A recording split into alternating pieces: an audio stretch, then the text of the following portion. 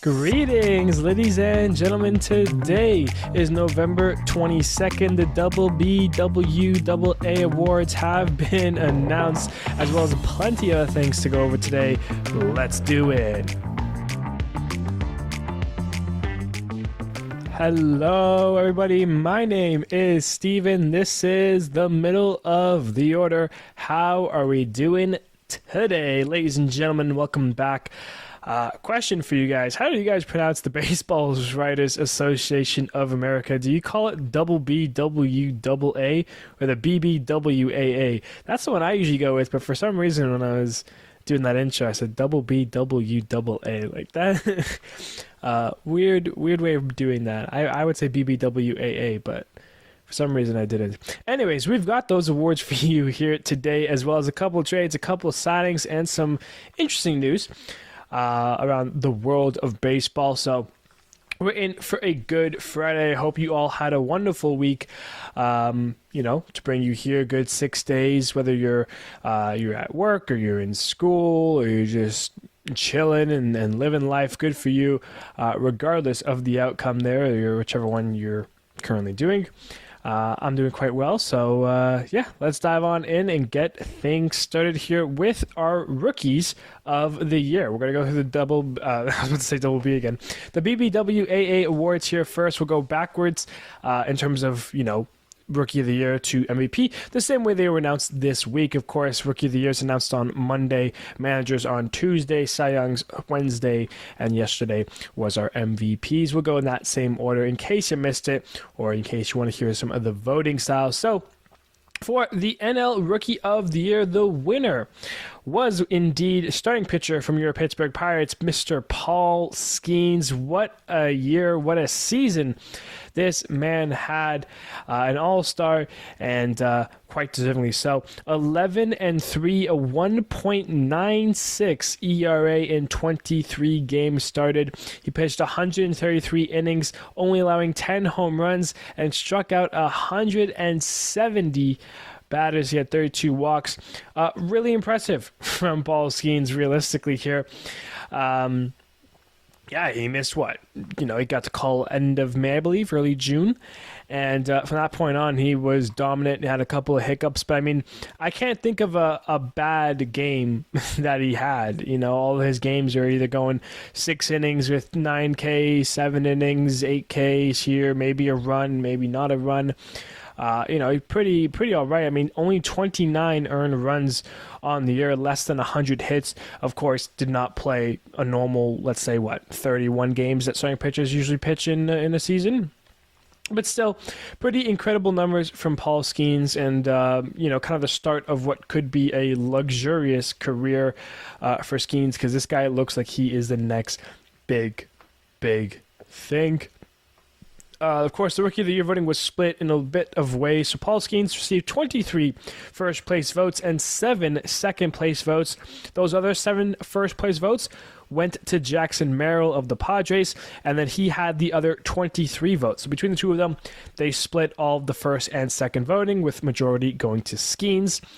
In third place was Jackson Churio, who had 26 third-place votes, and the last 4 third-place votes went to Shota Eminaga from your Chicago Cubs. He had 4 third-place votes, and those were your 90 votes, or your top 3 for 30 for first, 30 for second, and 30 for third. Those are the guys. So congratulations once again, Paul Skeens. For the AL Rookie of the Year, it was a little bit closer and a little bit more scattered. Luis Hill from your New York Yankees starting pitcher, he is the winner of the AL Rookie of the Year. Had 106 points. He had 15 first-place votes, 10 second-place votes, and 1 third-place votes. He beat Colton Cowser from Baltimore by 5 total points. Colton Cowser had 101 to Hill's 106. Cowser had 13 first-place votes, 11 second-place votes, and 3 third-place votes. In third place, Austin Wells had 17 points, 3 second votes, and 8 third-place votes. Mason Miller came fourth with 16, so lost to Wells by 1 there. He had 1 first place vote, 2 second place votes, and 5 third place votes. And then Cade Smith rounds it off here, 12 points for him, 1 first, 1 second, and 4 third. Of course, there's other fourth and onward, but I'm just talking about the top 3 votes here for, the top 3 to 5 picks, whatever. I was surprised Mason Miller wasn't a finalist over someone like Wells. To lose by 1 point, I mean, that's just kind of unfortunate, but we're not here to talk about who came third and who came fourth. We're here to talk about who came first. Luis Hill from your New York Yankees. He's pitched in the big leagues before. He pitched in 2021, had 5 or 6 games then, and then in 2022 as well, had 1 game. Did not pitch in 2023, but in 2024 he was here, and he was here to stay. 29 games pitched. He had a 15-7 record, a 3.5 ERA, 151 2/3 innings pitched, giving up 18 home runs, 77 walks, 171 strikeouts, and 59 earned runs to his name. He is going to be the Rookie of the Year winner. Good numbers on the year. I think I mentioned it in one of the episodes recently.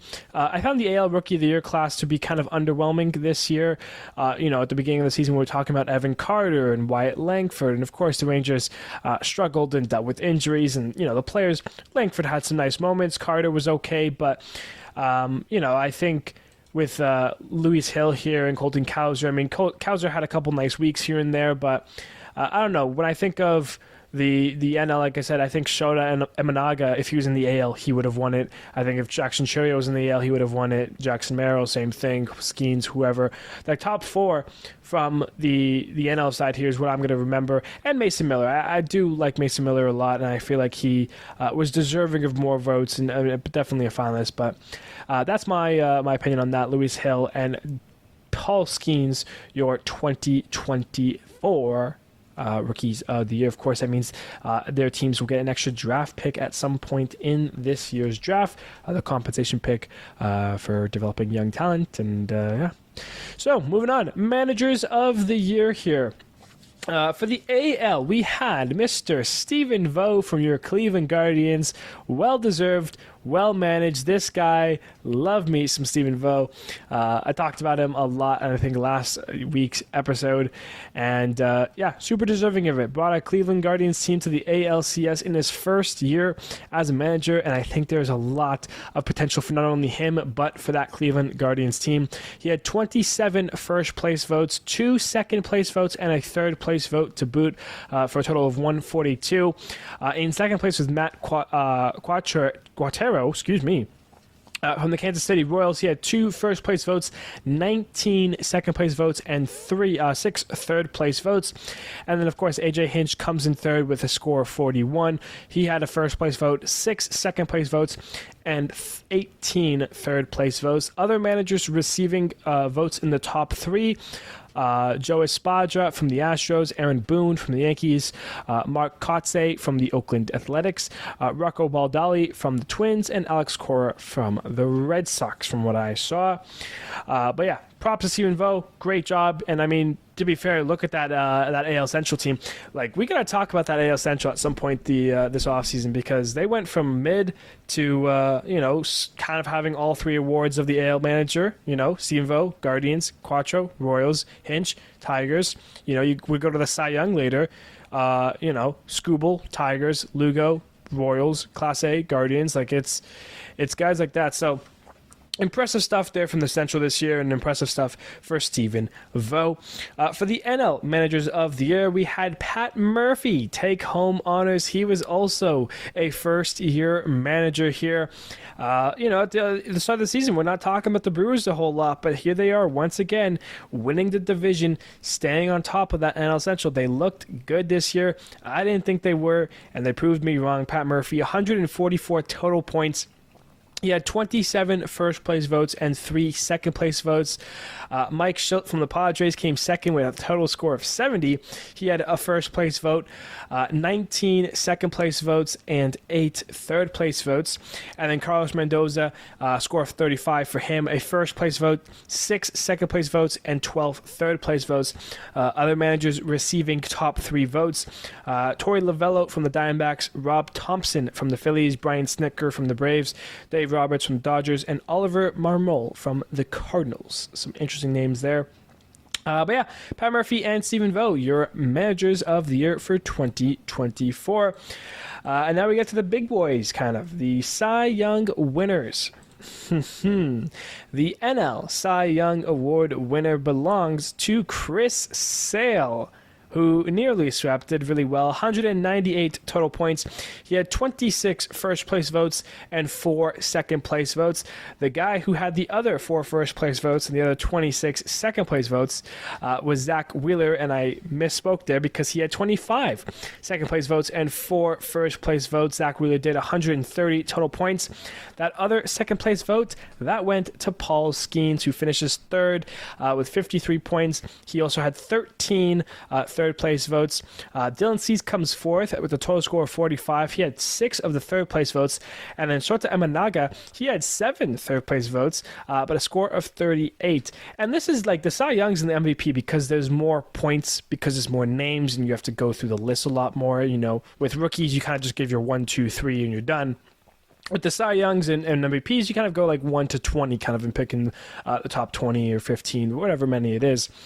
But I find things really interesting because, and I want to fact check this because I wasn't sure, and I don't know if any of you know, but how big, like, I know there's 30 votes, 30 people vote for each category, but is it like the Writers Association made up of like 69 members or 70 members, and 30 get chosen at random for like who gets to pick on which awards, or is it the same 30 people across all the awards? Because I was looking at the voting systems here, like the votes that were awarded, and something that kind of didn't make sense to me, and maybe there's too many numbers and my head got confused, but if Paul Skeens had 13 third-place votes and Shota Imanaga had 7 third-place votes, right? And remember, Sale had 30, first and second, Wheeler had 29 first and second, but that means that 7 people would have picked Shota Imanaga to win the Cy Young over Paul Skeens.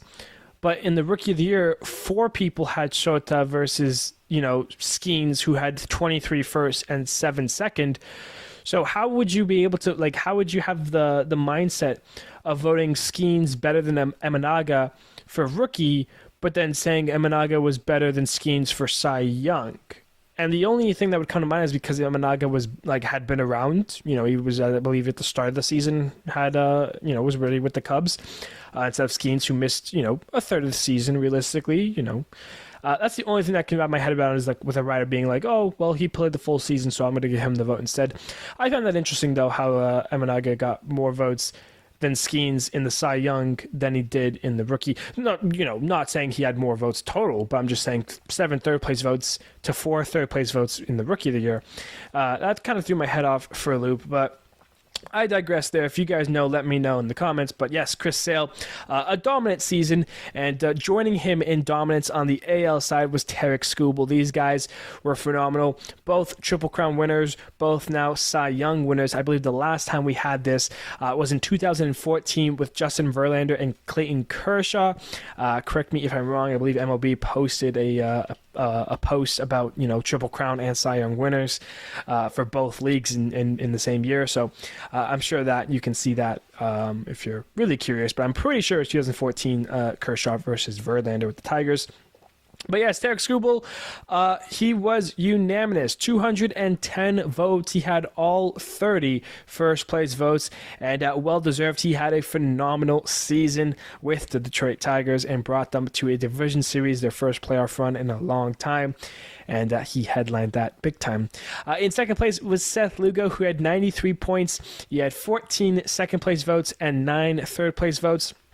Emmanuel Clase had 66 votes for Cy Young. He finished third, 9 second-place votes, and 7 third-place votes. And then it gets very close between the fourth and fifth here. Cole Reagans comes in fourth with 48, and then Corbin Burns with 47 comes in fifth. Reagans, 3 second-place votes and 6 third-place votes. Corbin Burns, 3 second-place votes and 4 third-place votes. So the difference of 2 votes, essentially, in the top 3 there. But yeah, Scooble wins it, Sale wins it. Those are your Cy Young winners for the 2024 season, which brings us lastly to our MVPs, our AL and NL MVPs. I don't know why I've chosen to whisper that.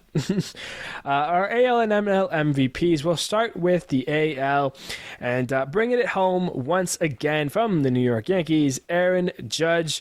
420 points, all 30 first-place votes, a unanimous AL MVP, and a well-deserved season.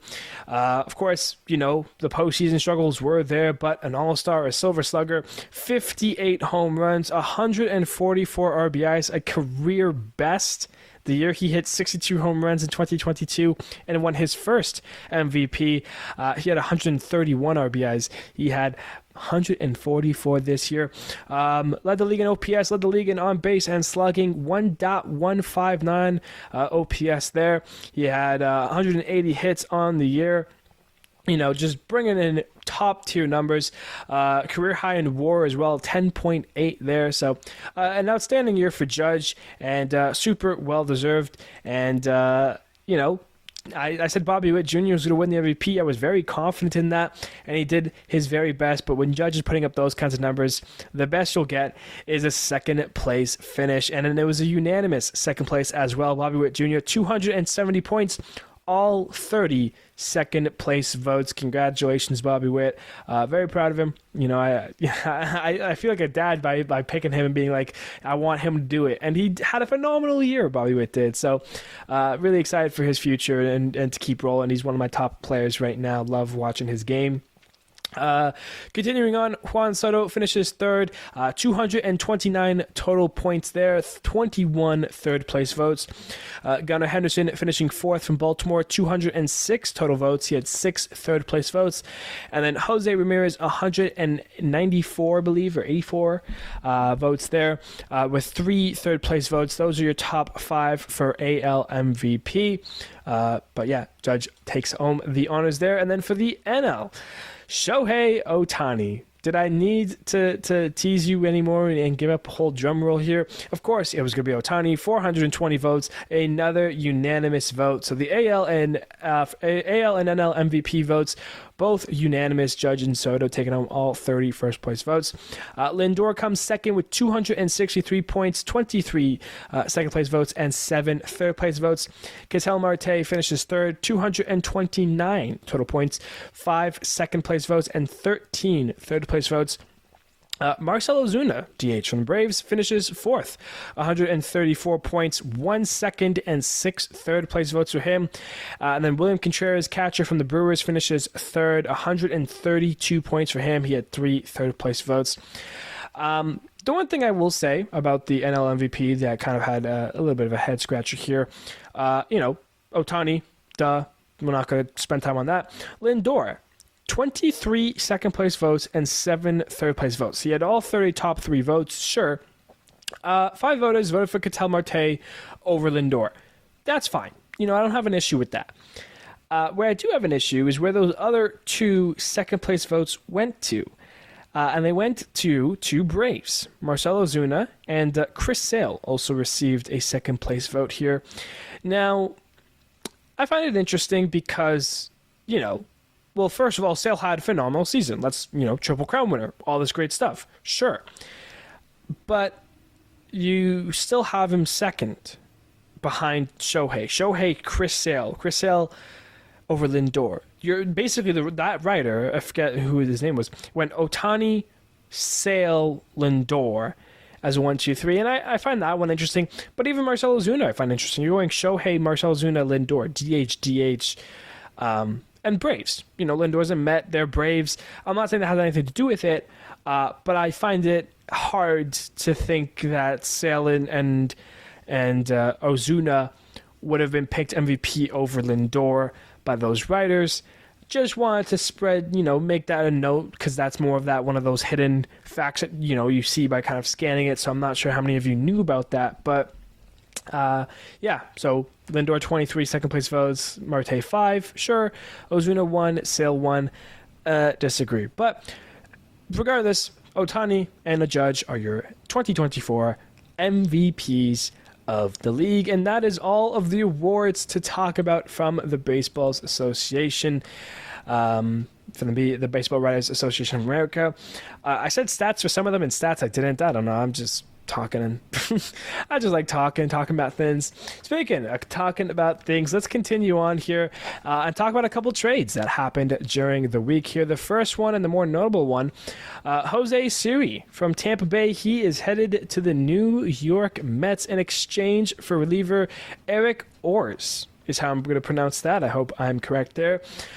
Siri is going to his third team, of course. Started off in Houston, did get traded to the Rays in 2022, so he's been with them for 2.5 years. Essentially, he's played 287 games with the Rays.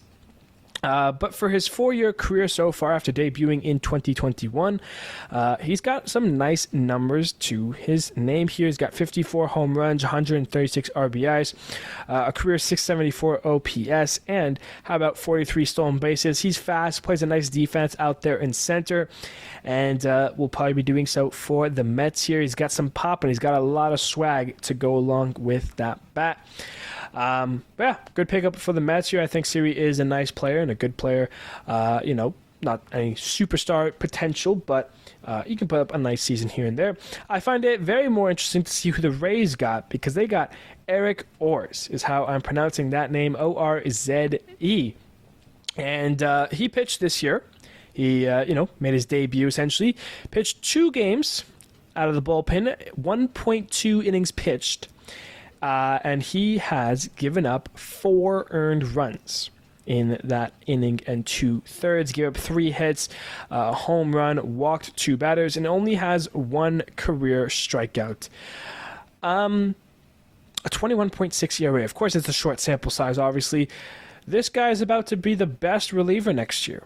Something about the Rays and the pitchers they bring in, if they see something they like about you, they go and get you.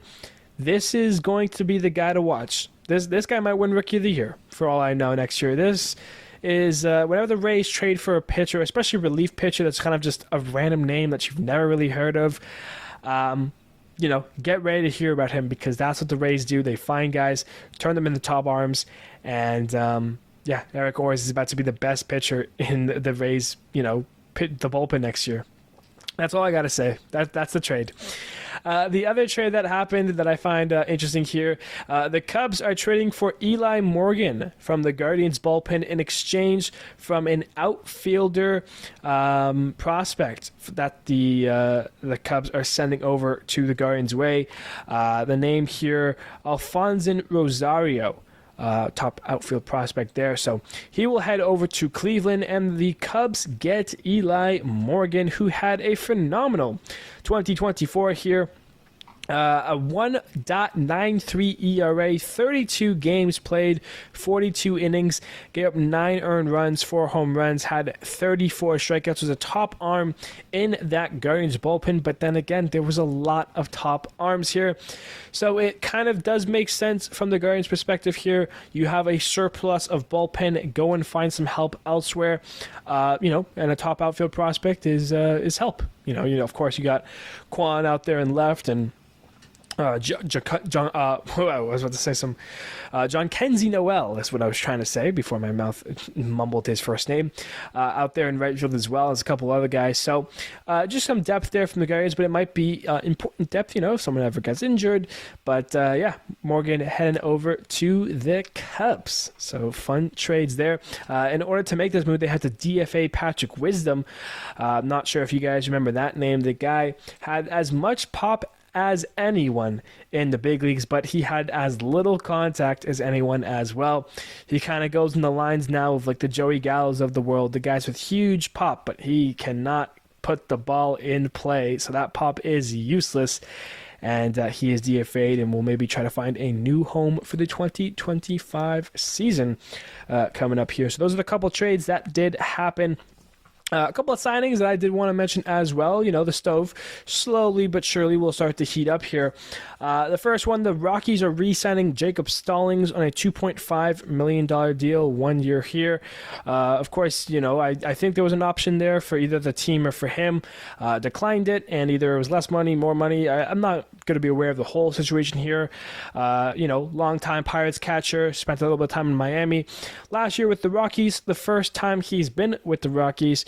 Had a nice season, nothing too crazy. An 810 OPS, his highest OPS since his first 2 years in the big leagues with the Pirates. But then again, he only played in like 5 games in those seasons, so pretty much his best offensive years. And of course, when you're playing half your games at Coors Field, that can happen from time to time. Put up one of his best seasons, and he'll be sticking around as the Rockies catcher. So good for him.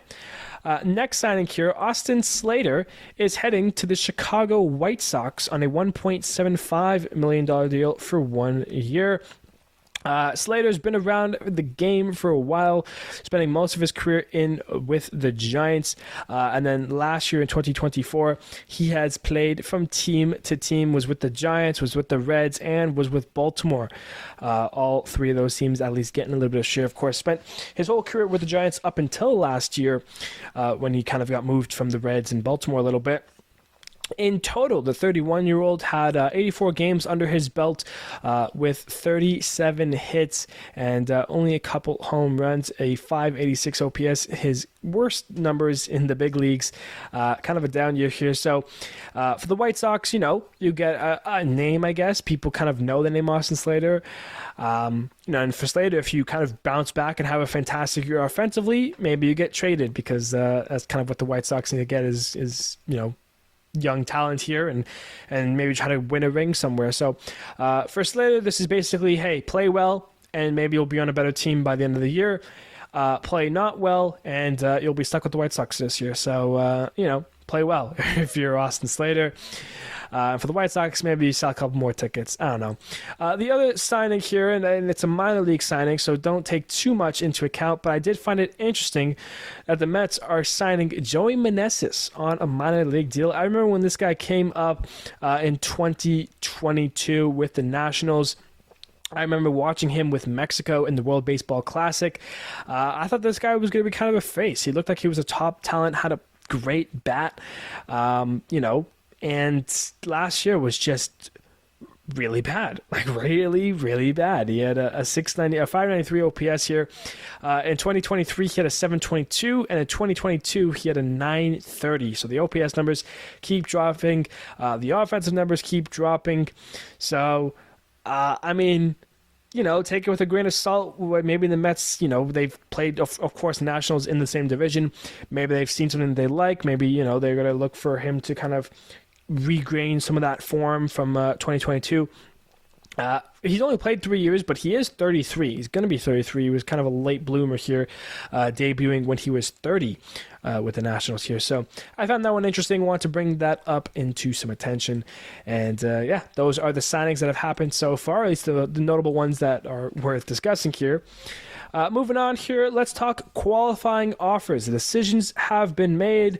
Everybody but one has declined. The one that has not is going to be on a 1 year deal here with that team for $21.05 million, and that is Nick Martinez with the Reds. He accepts the qualifying offer and will be back with the Reds for the $21 million. He had a nice season with them, a 3.10 ERA, 142.1 innings pitched, and a 10-7 record there.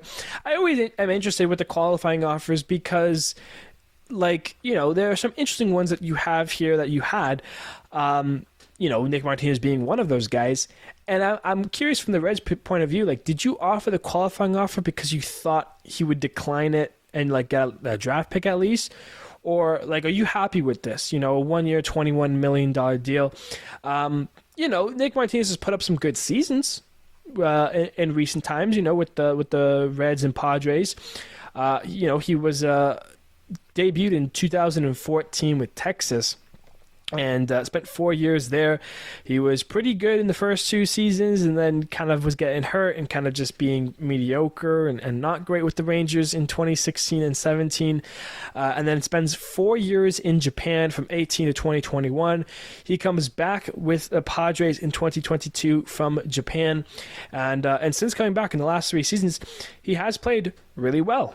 And that's kind of something to keep in mind here with Nick Martinez going forward since 2022. So in the 3 years here with the Reds and Padres, a 20-15 record, a 3.31 ERA, and 35 starts, 152 games. So of course, when he was brought back with the Padres, he was coming out of the bullpen. 359 innings pitched, 317 strikeouts. So some good numbers overall. But yeah, I'm curious to see what's going to happen here. Of course, was also coming out of the bullpen with the Reds this season, so kind of a utility guy when it comes to starting or relieving. Either or. But yeah, Nick Martinez back with the Reds. The rest of the people declined their offers, so signing those guys will mean draft picks for the teams that let them go.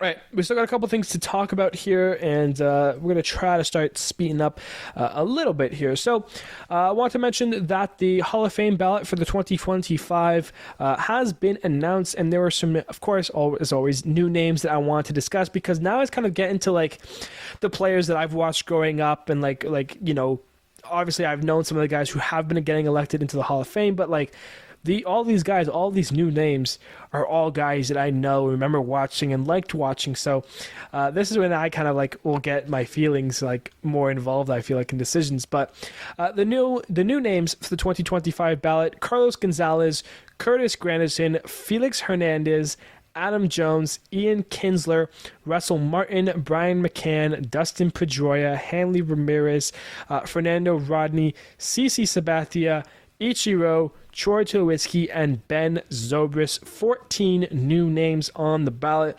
The only one out of this that I feel 100% confident in guaranteeing is, of course, Ichiro Suzuki.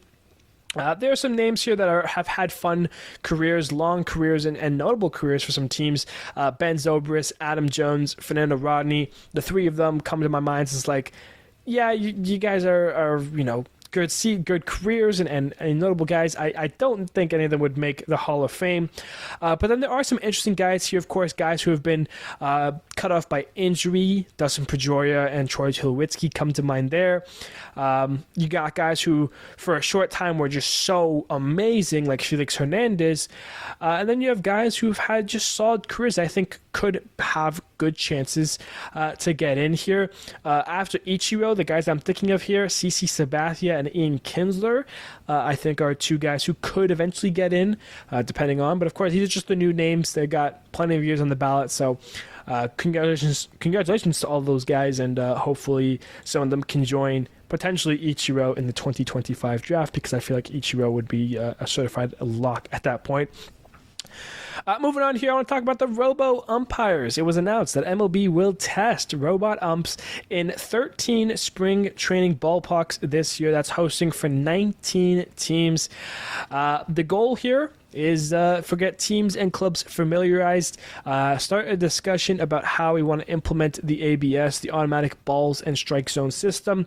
It's been used in AAA. They've tried different things. The strike zone's always kind of getting tweaked. So I think they want to try it for the differences between an Aaron Judge versus a Jose Altuve and all that types of stuff here.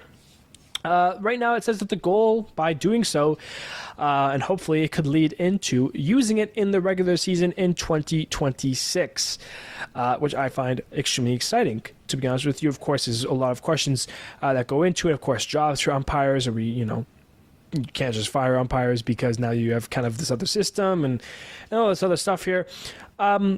I've liked it. I've seen videos of the system being used in AAA. It's quick. It's convenient. It's just kind of, it just kind of flows nicely with the game. I'm really hoping it gets implemented in 2026. I would love to have that in in the world of baseball here for the regular season. Of course, the way they've been doing it, I believe, is with the challenge system, kind of the same. So, in challenges, you have one challenge. If you get it right, you keep it. If you get it wrong, you lose it. I believe you would have 3. So 3 strikes, you're out, 3 challenges, and you're done. So if you make 3 challenges and you're wrong, at that point you lose the opportunity to challenge any more strikes and balls for the rest of the game. So that I also like as well. So I'm a big fan of the ABS system. I hope it does get implemented. I'm excited to see it get used in spring training, and hopefully, players and clubs will come out being like, yeah, this is good, and we like it, and we're going to make it work for 2026, because that would be huge. That would be ideal and good for the game in my mind, because that just means less, borderline calls, or less, really bad calls getting called here. You can make hours and hours of compilations of umpires missing 5-6 inches of strikes and balls, and calling ball strikes and strikes and balls, and that's always super frustrating, of course, in some games more than others, depending on how close it is. So having that in the game of baseball, definitely super a fan of that, and can't wait to see that. Moving on here, the Astros are getting a new name. Not a new ballpark, a new name for their home here. So say goodbye to Minute Maid Park and say hello to Daikin Park. Daikin Park, the new home for the Astros in 2025 and beyond. Cool. This sucks. I don't like it when kind of the business, like this kind of business side of baseball takes over here. I like how the game develops, and I like how the game evolves. But I mean, T-Mobile Park for Seattle. I remember Safeco Field, and that was one of my favorite names in the baseball world, in all the stadiums here. And you know what? I really liked Minute Maid Park, and I probably will still be calling it Minute Maid Park for a long time here, despite having a new name here. We've seen it with the Brewers, from Miller Field or Miller Park to American Family Friendly Field, whatever it is. Marlins Park to now Lone Depot. There's just things like that where of course, the sponsors and the money values, help teams out, but it sucks, because it's just like, imagine just name like there are some good products. Like Minute Maid Park is, of course, Minute Maid, the juices and everything, but like that's still a nice, like, iconic thing. Of course, Minute Maid's been around for the Astros, and they've used that field for a long time here. Most stadiums are named after sponsors in some way or form, but some make sense and some just sound super bad and generic. And for me, Daikin Park just sounds super bad and generic. So not really happy about that, but is what it is. Game's the game, so you just kind of move on here. But yeah, Daikin Park, whoop-de-doo. Anyways, here, the last thing I would like to talk about here is give you guys an update on the Soto Sweepstakes. What's been going on here? So it has been announced, or at least kind of been just scrolling through Twitters and seeing what people have been saying. To my knowledge, this is coming from me. I'm your source. The Dodgers, Mets, Yankees, Red Sox, and Blue Jays, those are the 5 teams to have had sit-downs and meetings with Shohei. With Juan Soto. Ohtani was last year. Soto has had those meetings with those 5 teams. Of course, the original reach out was those 5, as well as the Rays and Giants. Haven't seen too much news on that, so maybe they, 2 teams just, gave him a quick call saying, hey, what's up? How do you like it? And that's pretty much been it. Since that original port of those 7 teams, 2 other teams have kind of joined the frame, and that is the Philadelphia Phillies and the Kansas City Royals. And I'll tell you right now, there's no faith. Like, I would never believe that Soto would join the Phillies. But if Soto joins the Phillies with Harper and Turner, as a Washington Nationals fan, I would despise the Phillies. You had at one point Soto, Harper, and Turner, and now the Phillies have them. Really funny stuff there. The Royals, I think, is really interesting. I hope they can have nice chats here and then maybe kind of entice them a little bit. Of course, there are other teams that I think have a better shot of getting Soto here, but you never know what it could do for a franchise like the Royals to have Soto and Bobby Witt Jr. there. that could be fun. The Phillies are looking to join and have a meeting with Scott Boras and Juan Soto. I keep saying and I'm going to Shohei. So right now 9 teams have checked in essentially. 5 have had meetings. 1 wants a meeting. So the Royals might just be like kind of joining the Rays and Giants by being like, hey, what's up? Cool, bye. So yeah, that is the updates on the Soto sweepstakes right now. There was a report that's saying the Mets offered somewhere in the $660 million, which apparently was false. But people are still saying that could be about the number that is being looked at and looked for here for Soto. So you never know here, but that is the update with the Soto sweepstakes, and that is our episode here today. I felt like this was a lot better. Lots of things to talk about, kind of jam it 40 minutes. Instead of having the weekly 2 times a week episodes here. Having one episode where it's just super jam-packed and there's just things to talk about here. Of course, I could obviously give more and dive into more by doing less. If I had less things to talk about, I could really go in depth on some of the conversations here. But I still feel like this is the right way. So I am going to try to stick with the weekly feature. I keep saying this kind of for the last couple episodes here, but I wanted to kind of just stick not only for you guys, but also for my brain, because every time I'm waking up Monday to start researching, recording, and doing all this stuff, and then I'm like, oh wait, I'm not going to be doing one today. So just wanted to throw it out there. But yeah, thank you everybody so much. I appreciate you all. I hope you all have great weeks. Hopefully some baseball signings happen, some big news happens, so we can talk a lot about things next week. But yeah, I appreciate you all. Thank you everybody so much, and I will see you on Friday.